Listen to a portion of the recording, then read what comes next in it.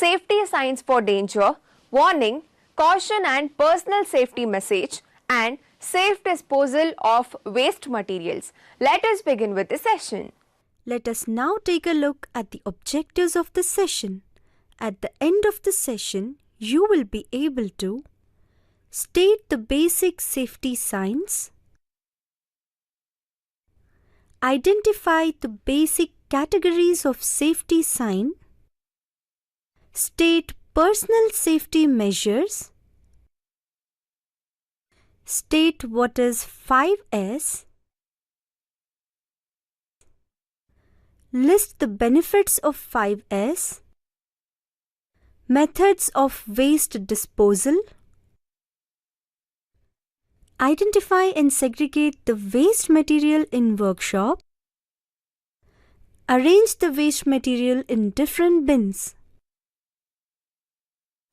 Now let us look at the safety signs, which are mainly classified into 4 categories. They are prohibition signs, mandatory signs, warning signs, information signs. These categories of safety signs can be recognized based on the following colors: red, yellow or amber, blue, green. Now let us look at each one of these in detail. Red colored safety signs usually include prohibition signs, dangerous behavior, stop, shut down, evacuate signs, fire safety signs. Yellow or amber colored safety signs usually include warning signs, be careful, take precautions, examine signs. Blue colored safety signs usually include mandatory signs, specific behavior or action, wear protective equipment signs. Green colored safety signs usually include emergency escape, first aid signs, doors, exits, escape routes, equipment and facilities signs. Next, let us learn about prohibition signs. Prohibition signs indicate an action or behavior that is not permitted in the workplace. The signs are shown as a red circle with a red slash over a black icon of the action. The text is black on a white background. Next, let us learn about the mandatory signs. Mandatory signs provide specific instructions that must be carried out. The icons are in white over a blue circle. The text is black on a white background. Next, let us learn about warning signs. Warning signs warns of hazards or conditions that require special attention. These safety signs consist of a black triangle and an icon on a yellow background with black text. Next, let us learn about emergency signs. Emergency signs are general information signs which indicate the location or directions to emergency facilities. These signs feature a white symbol or text on a green background. Next, let us learn about information signs. These signs communicate information which is general in nature. These are shown by having a white icon with a blue background. The text is written in black. Next, let us learn about fire safety signs. Fire safety signs advise the location of fire alarms and firefighting equipment. They contain white symbols or text on a red background. Now let us know about housekeeping and waste disposal. Housekeeping is not just cleanliness, it includes keeping work area neat and orderly, maintain floors free of slip, removing waste materials and other fire hazards in work area. 5S is a Japanese methodology for workplace organization. In Japanese, it stands for Seiri, sort, Seiton, set in order, Seiso, shine, Saiketsu, standardize, and Shitsuke, sustain. Sort. The first S focuses on eliminating unnecessary items from the workplace that are not needed for current production operations. A red tag is placed on all items that are not important for operations or that are not in the proper location or quantity. Set in order. The second S. Once the red tag items are identified, these items are then moved to a central holding area for subsequent disposal, recycling, or reassignment. Shine. Once the clutter that has been clogging the work areas is eliminated and remaining items are organized, the next step is to thoroughly clean the work area. Standardize. Once the first 3 5S's have been implemented, the next pillar is to standardize the best practices in the work area. Sustain. Making a habit of properly maintaining correct procedures is often the most difficult S to implement and achieve. The benefits of the 5S system are increases in productivity, increases in quality, reduction in cost, improves morale of the works and reduces accident. It gives satisfaction to customers. It enables overall improvement, better hygienic condition leading to improved health.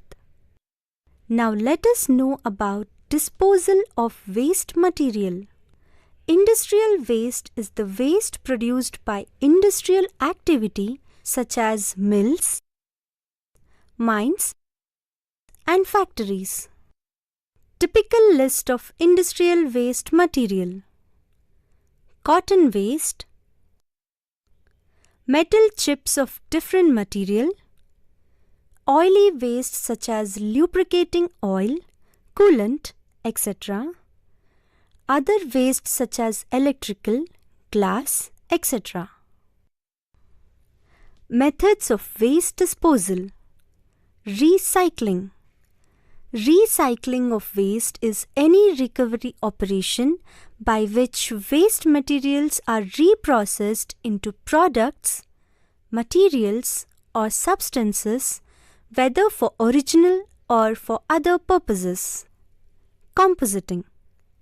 This is a natural process that is completely free of any hazardous byproducts.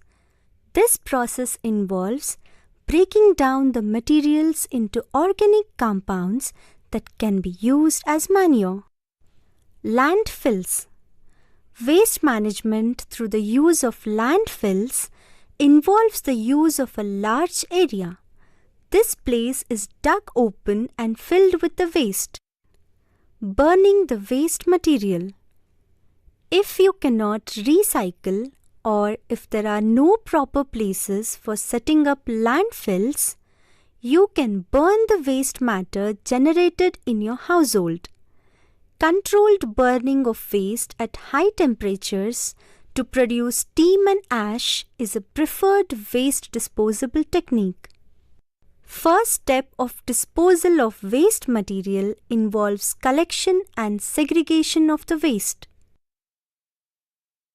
Once after collecting the waste, separate the cotton waste. Collect the chips by hand shovel with help of a brush.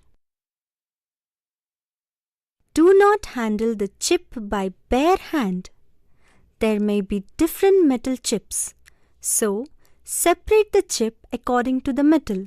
Separate the cotton waste material and store in the bin provided to store the waste cotton material. Similarly, store each category of metal chip in separate bins.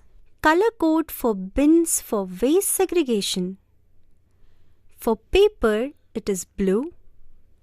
For plastic, it is yellow. For metal, it is red. For glass, it is green.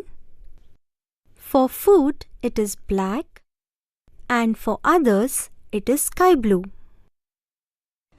To recap, we have learned to state the basic safety signs,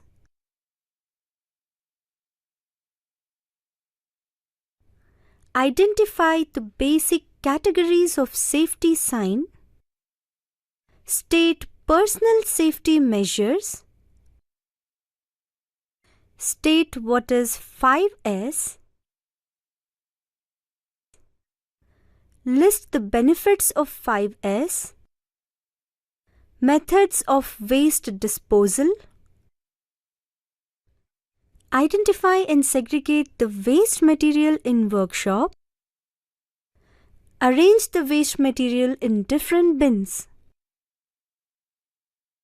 So that's all about safety signs for danger, warning, caution and personal safety message and safe disposal of waste materials. See you in the next session.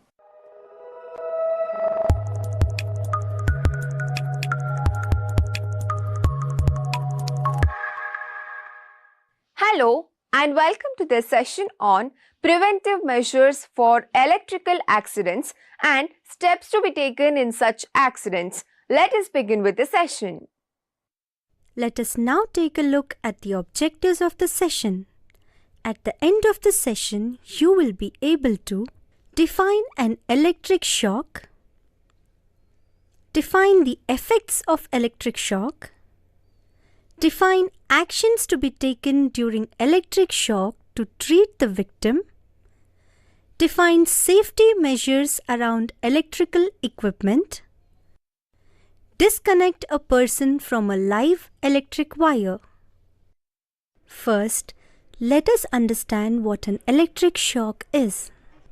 If a person happened to come in contact with an electrical live wire, and if he has not insulated himself, then electric current flows through his body.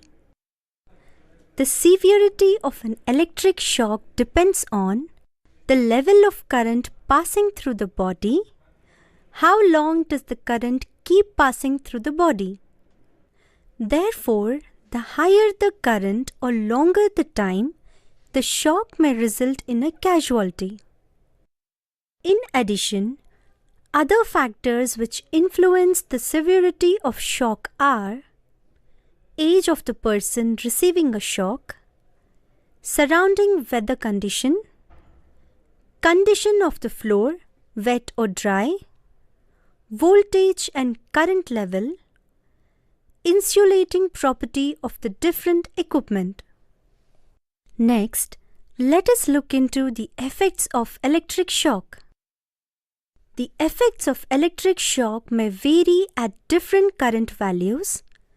A current of 1 milliampere to 5 milliampere is of low risk and provides a tingling sensation.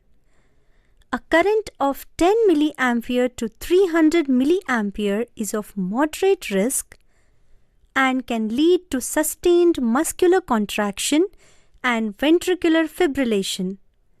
A current of 300 milliampere and above is of high risk and can lead to defibrillation and burns.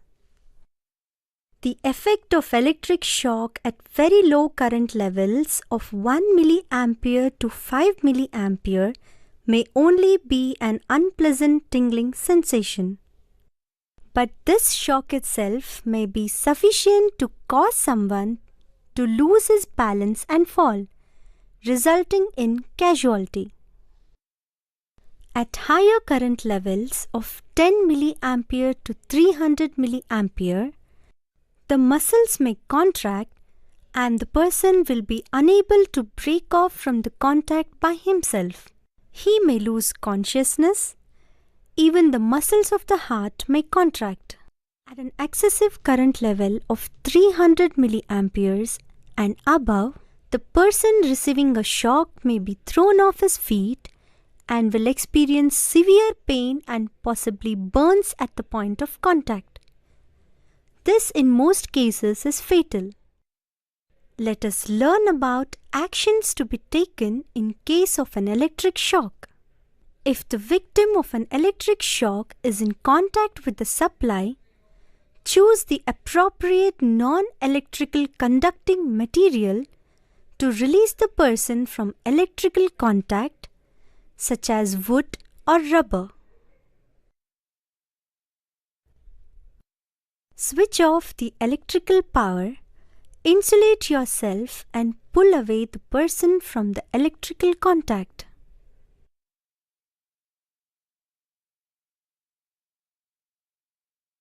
Or remove the mains from electrical plug.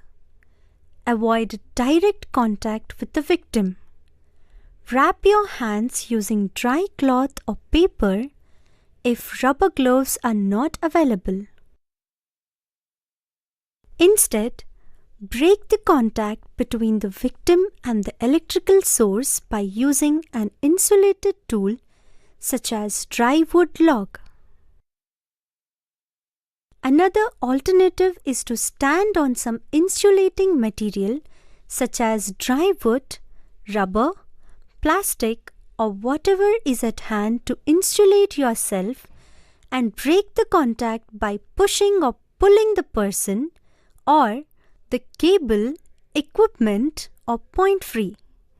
Ensure your personal safety with utmost priority. If the victim is working on a pole or at a raised place, take suitable measures to prevent him from falling or at least ensure that his fall is safe. Cover the burnt area with a sterile dressing.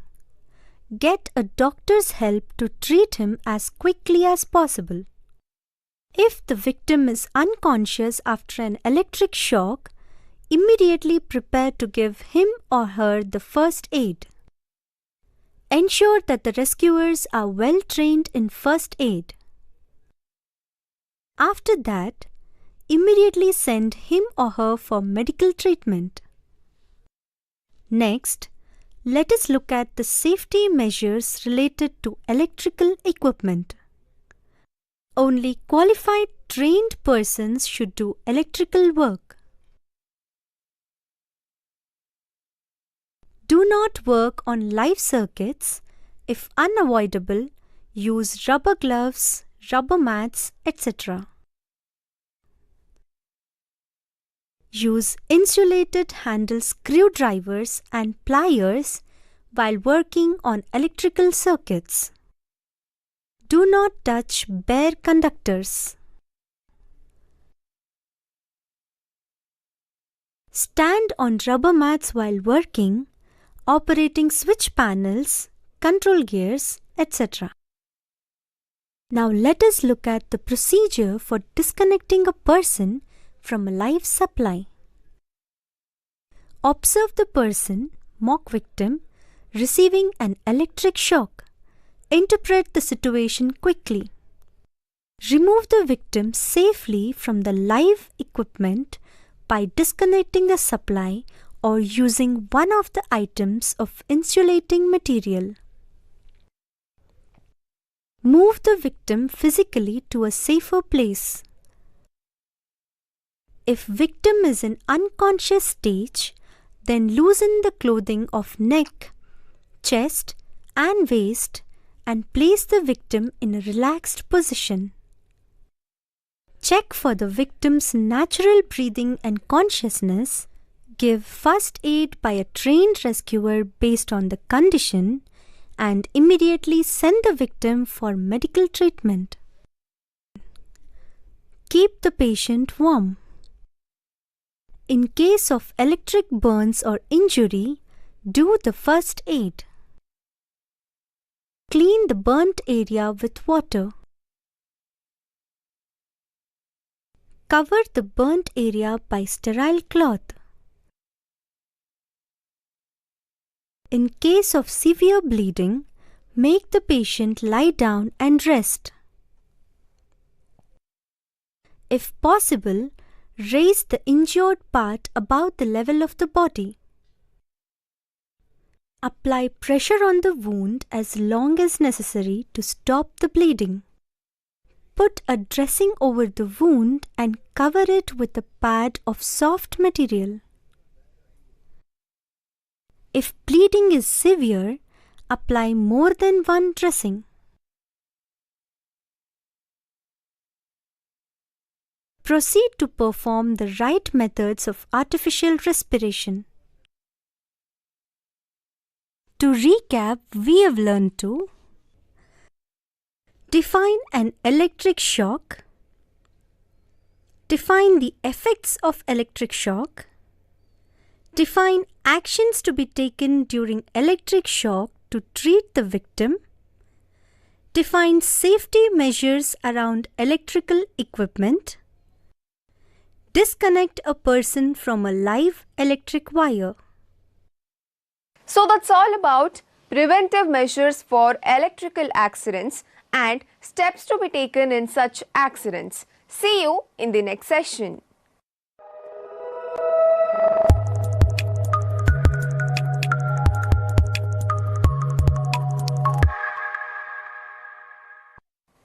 Hello and welcome to the session on use of fire extinguishers. Let us begin with the session.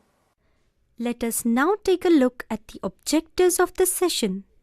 At the end of the session, you will be able to define fire and fire extinguishers, identify types of fires and fire extinguishers, state the procedure for using fire extinguishers. First, let us learn about fire. Fire is the burning of combustible material. A fire in an unwanted place or occasion and in uncontrollable quantity can cause damage or destroy property and materials. Fire can be stopped by eliminating any one of the three factors, namely fuel, heat, and oxygen. These factors must be present as a combination for a fire to continue to burn. Let us look at each of these briefly.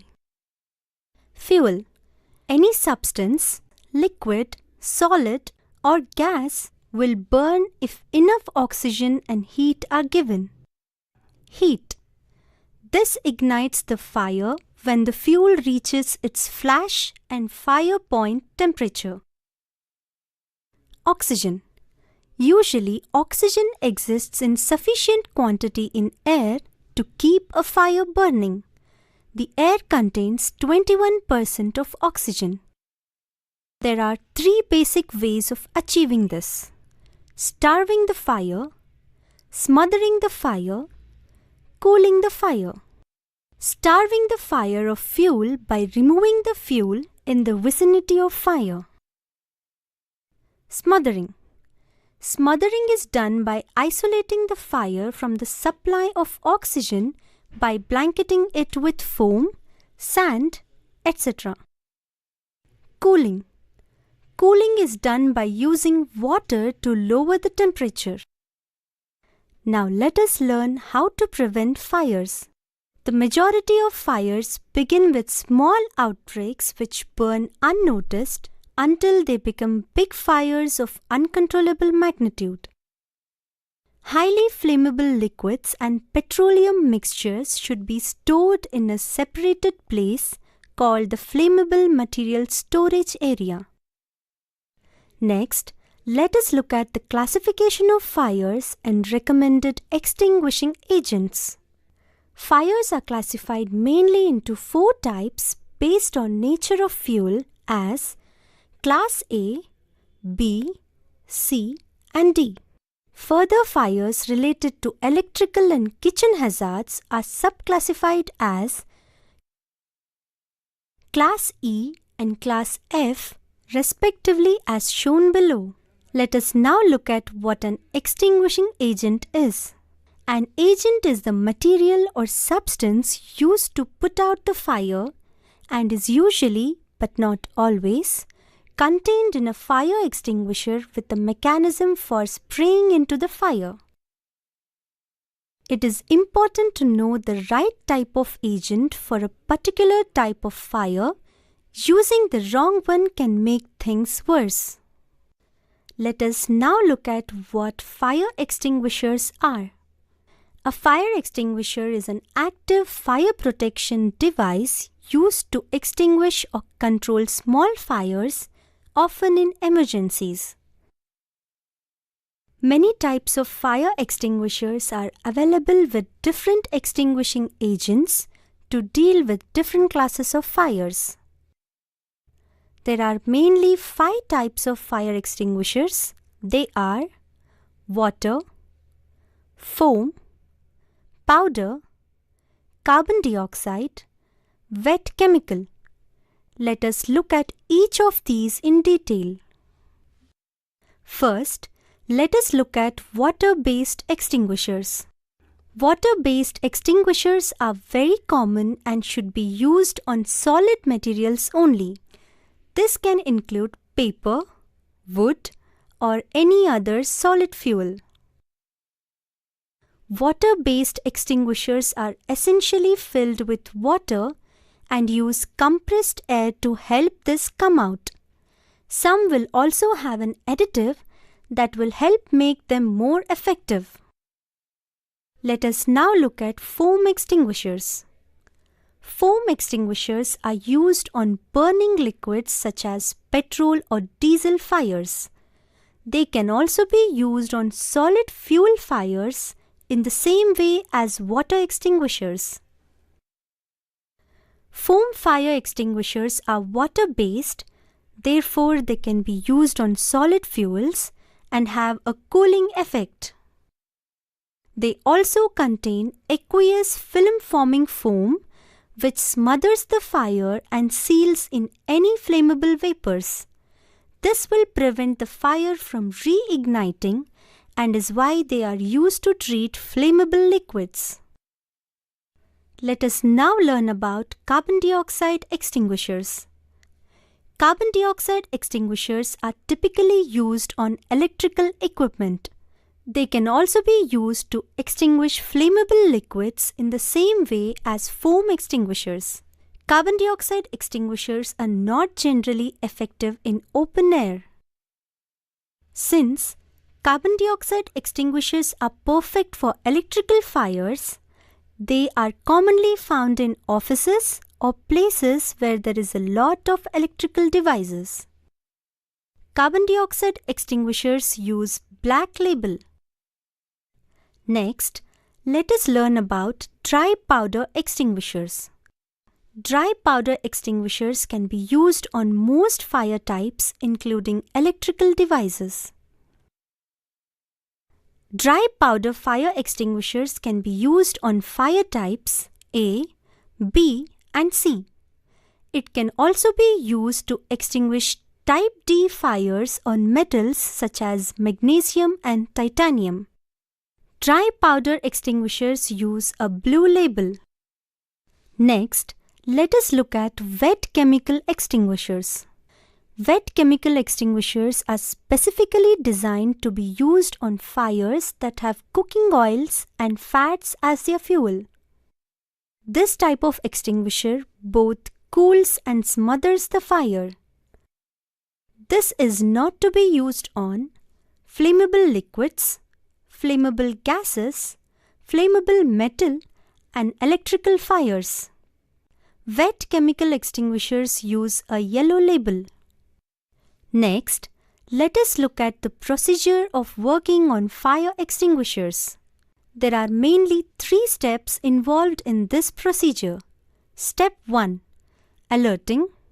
Step 2. Identification of fire type. Step 3. Extinguishing the fire. Let us look at each of these steps in detail. First, let us look at the alerting stage. Alert people surrounding by shouting fire, fire, fire when observe the fire.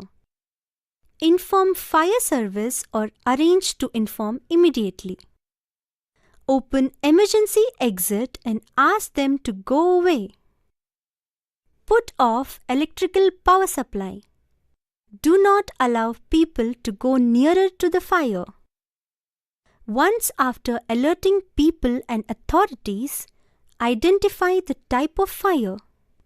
Now, assuming it's type B fire, use carbon dioxide fire extinguisher.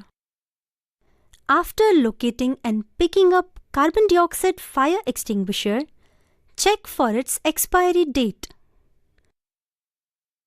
Break the seal. Pull the safety pin from the handle. Aim the extinguisher nozzle or hose to the base of the fire. Keep yourself low. Squeeze the handle lever slowly to discharge the agent. Sweep side to side approximately 15 cm over the fuel fire until the fire is put off. To recap, we have learned to define fire and fire extinguishers, identify types of fires and fire extinguishers, state the procedure for using fire extinguishers. So that's all about use of fire extinguishers. See you in the next session.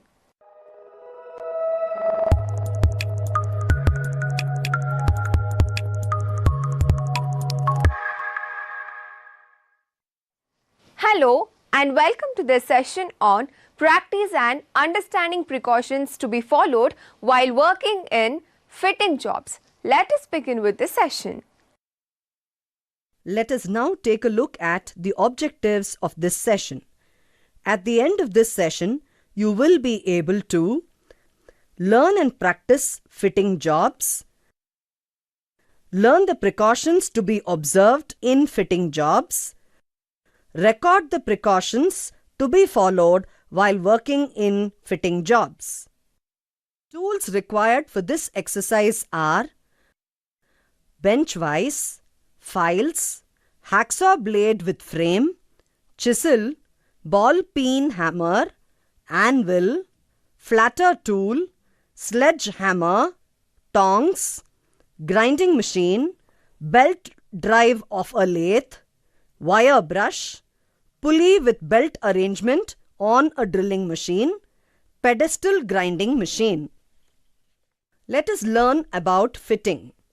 Fitting is related to the assembly of parts after bringing the dimensions or shape to the required size or form in order to secure the necessary fit. The operations required for fitting are usually carried out on a work. The various operations performed in a fitting shop are marking, chipping, sawing, filing, scraping, drilling, thread cutting, etc. Let us learn the postures and procedures to be followed for practicing fitting jobs. Ensure that the height of the bench vise is around the waist height of the user. Hold the job in the bench vise with a projection of minimum 5 to 10 mm from the top of the vise. Standing position. Left leg in front and right leg back at a distance of about 1 foot between the right and the left legs. Guiding. Right hand on the file handle and left hand on the top of the file face. Handling the file. Never apply pressure during the pull or draw stroke.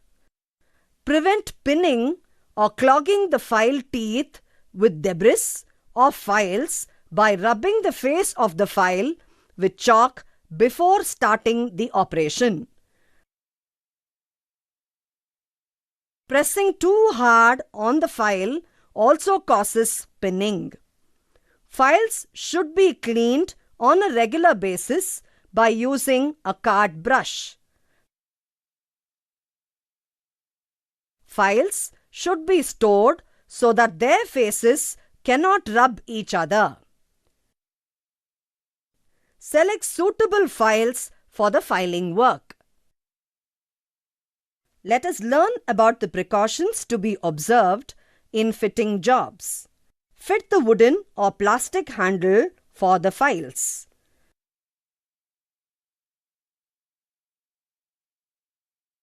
Hold the job on the vise firmly. Do not use the file without a handle.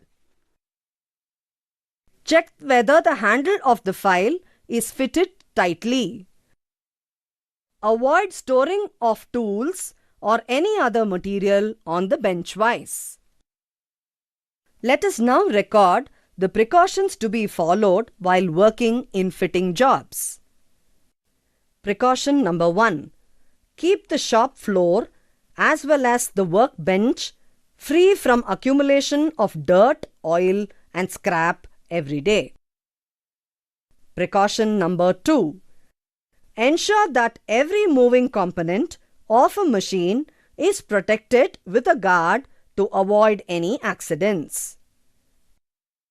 Precaution number 3. Never use a file or a hacksaw frame without a handle. Precaution number 4. Never employ the side face of a grinding wheel to sharpen a chisel or any other tool. Precaution number 5. Always ensure that the heat-resistant leather gloves are used while handling hot jobs like that of forging, etc. Precaution number 6. Never chip with a blunt chisel or a mushroom head chisel. Precaution number 7. Do not strike on the handle of a bench vise or machine vise to tighten the grip on the workpiece. Precaution number 8. Always keep the machine and its surrounding areas free from metal chips, oil, etc. Precaution number 9. Do not attempt to change the spindle speed of a machine while in running condition. Precaution number 10. Always ensure that a chipping screen is in place while chipping on a metal. To recap, we have learned to learn and practice fitting jobs, learn the precautions to be observed in fitting jobs, record the precautions to be followed while working in fitting jobs. So that's all about practice and understand precautions to be followed while working in fitting jobs. Hope you have understood all the concepts and exercises. See you in the next session.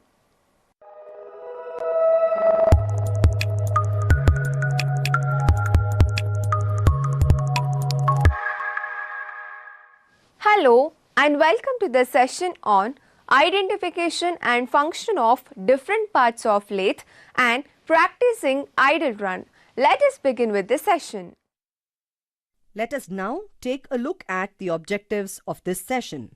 At the end of this session, you will be able to identify the main parts of a lathe, understand the functions of the parts of a lathe, identify the lubrication points in the lathe, set the spindle speed and lever position in lathe. Machine tools are run by machines for performing machining operations such as turning, drilling, milling, grinding, etc. A lathe is a machine tool that rotates a workpiece about an axis of rotation to perform various turning operations with tools that are applied to the workpiece to create an object with symmetry about the axis. The workpiece of a lathe is held and rotated In the chuck, the cutting tool is rigidly held and supported in a tool post and fed against the revolving job. Let us now identify the main parts of a lathe and its functions. Headstock. It houses the spindle speed, change mechanism, and gears and must be built robustly. Tailstock.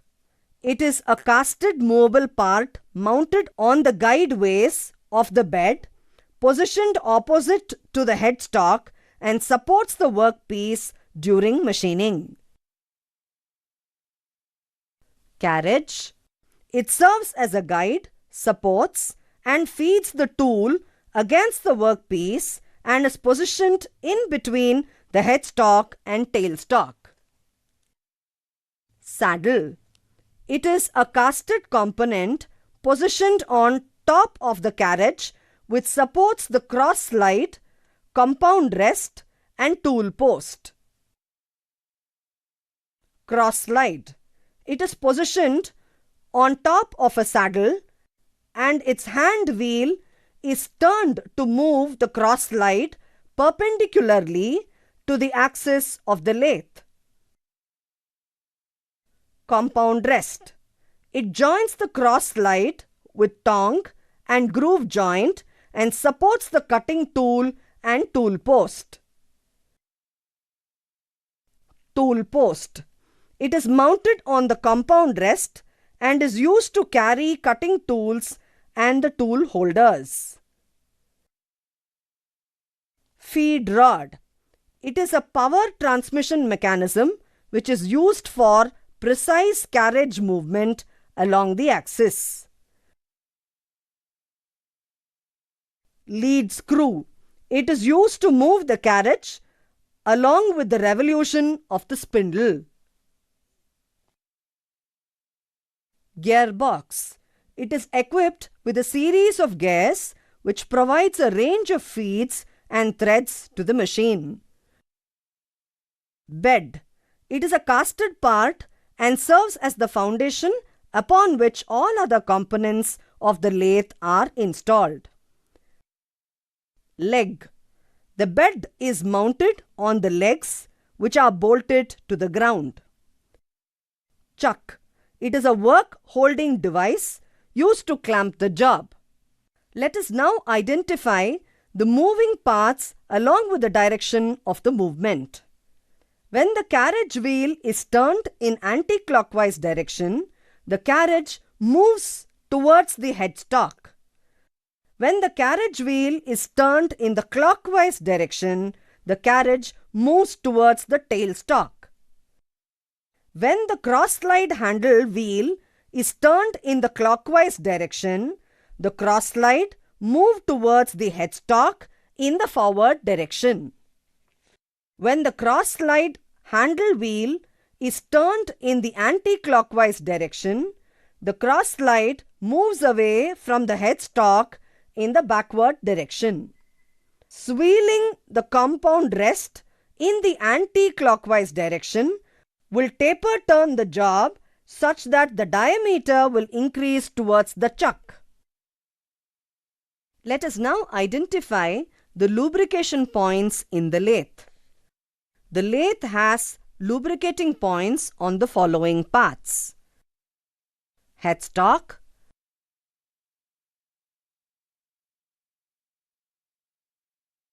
carriage,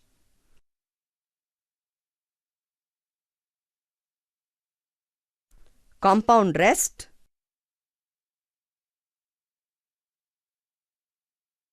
tailstock, feed rod, lead screw, gearbox. Let us now identify the levers and their positions on a lathe. The following are the major levers and their positions on a lathe. Headstock, spindle speed selector lever, gear levers, motor control lever,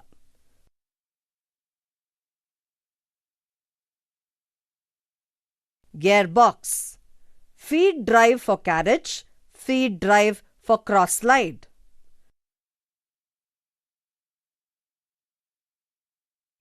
Carriage. Half nut operating lever for thread cutting using the lead screw. Let us now learn how to operate the lathe on idle. Ensure the smooth movement of the carriage.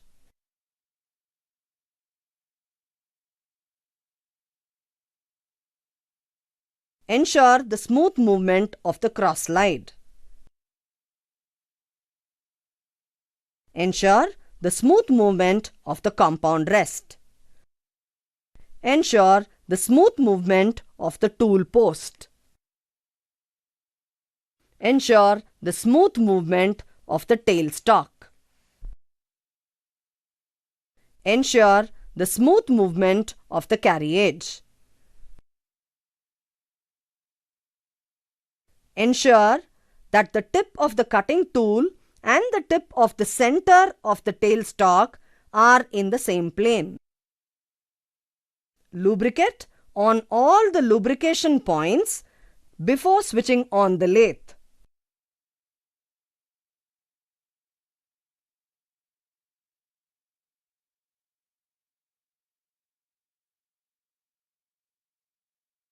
To recap, we have learned to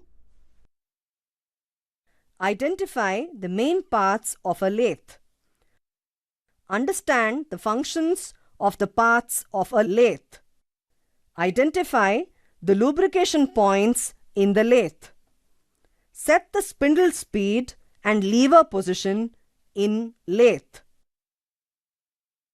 So that's all about identification and function of different parts of lathe and practicing idle run. Hope you have understood all the concepts and exercises. See you in the next session.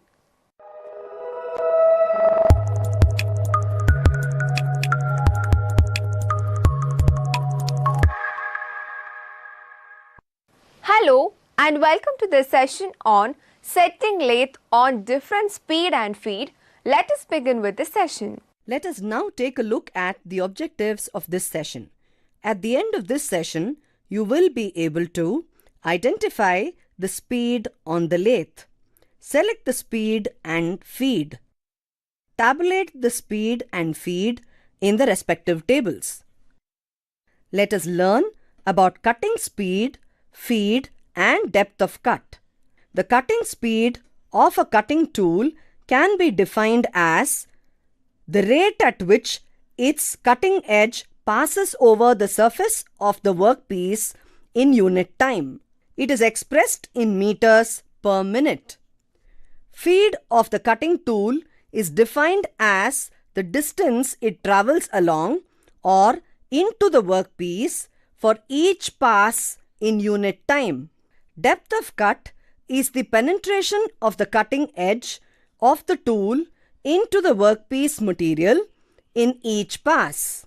It determines the thickness of the metal layer removed by the cutting tool in one pass.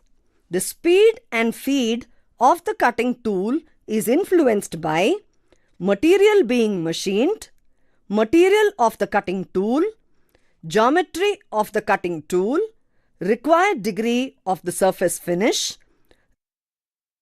rigidity of the machine tool being used, type of coolant being used. Let us now learn to select the different spindle speeds on the lathe with the given set of gears. To obtain a speed of 1600 rpm, select the combination of D, R, E. To obtain various spindle speeds, the following gear combinations can be employed. For set of gears ASE, the spindle speed is 228 rpm. For set of gears ASF, the spindle speed is 38 rpm. For set of gears BSE, the spindle speed is 360 RPM. For set of gears BSF, the spindle speed is 60 RPM. For set of gears ARE, the spindle speed is 450 RPM.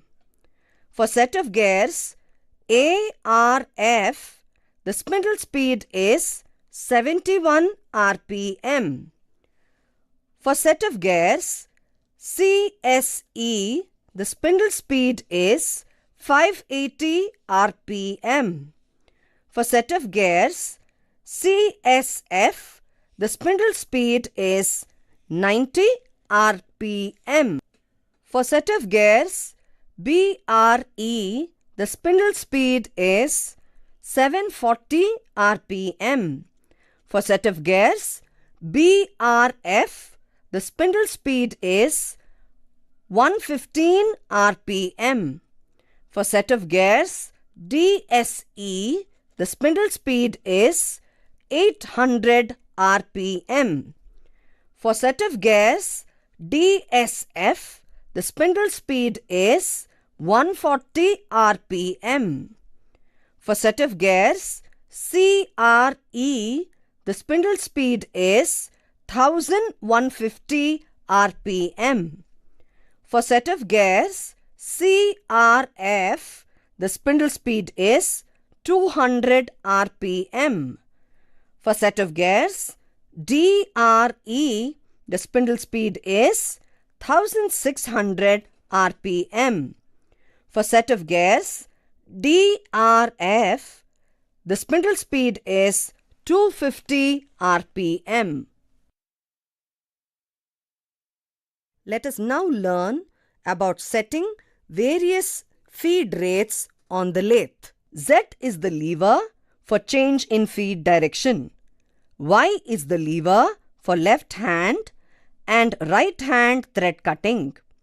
G and H are tumbler gears.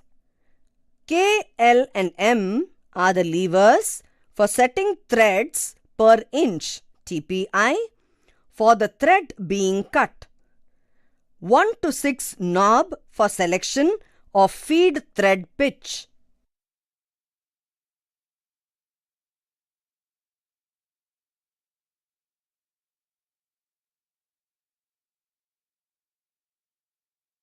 To obtain a feed rate of 0.07 mm per revolution, set the tumbler gear to G. Forward feed direction in Z. Feed thread pitch knob at 6. Thread per inch lever to K. To obtain various feed rate, the following combinations can be employed. For Z in forward direction, with this gear combination, feed thread pitch at 6, tumbler gear G, feed rates of 0.07, 0.13 and 0.27 mm per revolution respectively can be obtained for K, L and M. Similarly, for the combination of Z6H feed rates of 0.53, 1.07 and 2.13 mm per revolution respectively can be obtained for K, L and M. For combination Z2G feed rates of 0.08, 0.16 and 0.32 mm per revolution respectively can be obtained for K, L and M. Similarly, for the combination of Z2H feed rates of 0.64, 1.27 and 2.54 mm per revolution respectively can be obtained for K, L and M. For the combination Z3G feed rates of 0.09, 0.18 and 0.36 mm per revolution respectively can be obtained for K, L and M. Similarly, for the combination Z3H feed rates of 0.71, 1.42 and 2.84 mm per revolution respectively can be obtained for K, L and M. For the combination Z5G feed rates of 0.11, 0.23 and 0.46 mm per revolution respectively can be obtained for K, L and M. Similarly, for the combination Z5H feed rates of 0.91, 1.82 and 3.66 mm per revolution respectively can be obtained for K, L and M. For the combination Z4G feed rates of 0.12, 0.25 and 0.5 mm per revolution respectively can be obtained for K, L and M. Similarly, for the combination Z4H feed rates of 0.99, 1.98 and 3.96 mm per revolution respectively can be obtained for K, L and M. For Z in backward direction, with this gear combination, feed thread pitch at 6, tumbler gear G, feed rates of 0.05, 0.1 and 0.2 mm per revolution respectively can be obtained for K, L and M. Similarly, for the combinations Z6H feed rates of 0.4, 0.8 and 1.6 mm per revolution respectively can be obtained for K, L and M. For the combination Z2G feed rates of 0.06, 0.11 and 0.23 mm per revolution respectively can be obtained for K, L and M. Similarly, for the combination Z2H feed rates of 0.45, 0.9 and 1.8 mm per revolution respectively can be obtained for K, L and M. For the combination Z3G feed rates of 0.7, 0.13 and 0.25 mm per revolution respectively can be obtained for K, L and M. Similarly, for the combination Z3H feed rates of 0.5, 1.0 and 2.0 mm per revolution respectively can be obtained for K, L and M.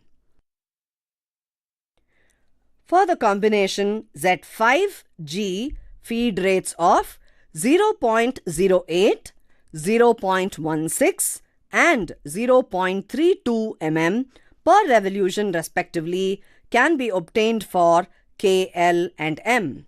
Similarly, for the combination Z5H feed rates of 0.65, 1.3 and 2.6 mm per revolution respectively can be obtained for K, L and M. For the combination Z4G feed rates of 0.09, 0.18 and 0.35 mm per revolution respectively can be obtained for K, L and M.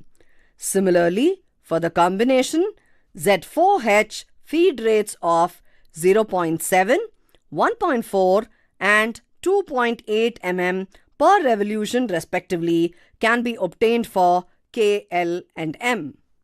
To recap, we have learned to identify the speed on the lathe, select the speed and feed, tabulate the speed and feed in the respective tables. So that's all about on-setting lathe on different speed and feed. Hope you have understood all the concepts and exercises. See you in the next session.